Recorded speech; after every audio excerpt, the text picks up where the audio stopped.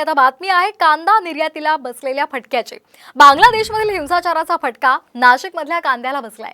भारताने सीमा सील केल्यानं कांद्याचे शेकडो ट्रक तिथे अडकलेले आहेत अशी माहिती मिळते। नाशिकमधून दररोज 50 ते 60 ट्रक्स कांदा बांगलादेशला रवाना होत असतो आणि त्यामुळे कोट्यवधींचे व्यवहार ठप्प झालेत।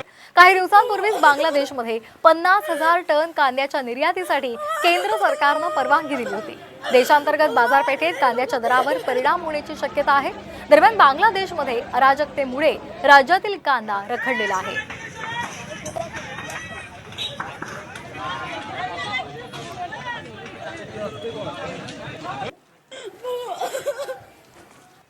तर एक्सपोर्ट झाल्यामुळे कांद्याला बाजार भेटत असतो आणि बाजार भेटल्यामुळे शेतकऱ्यांना आनंद असतो, व्यापाऱ्यांना आनंद असतो। पण ते जर आपला व्यापार चालू नाही झाला तर त्याचा कांद्यावर परिणाम होऊ शकतो। जर एक्सपोर्ट झाल्यामुळे कांद्याला बाजार भेटत असतो आणि बाजार भेटल्यामुळे शेतकऱ्यांना आनंद असतो, व्यापाऱ्यांना आनंद असतो। पण ते जर आपला व्यापार चालू नाही झाला तर त्याचा कांद्यावर परिणाम होऊ शकतो।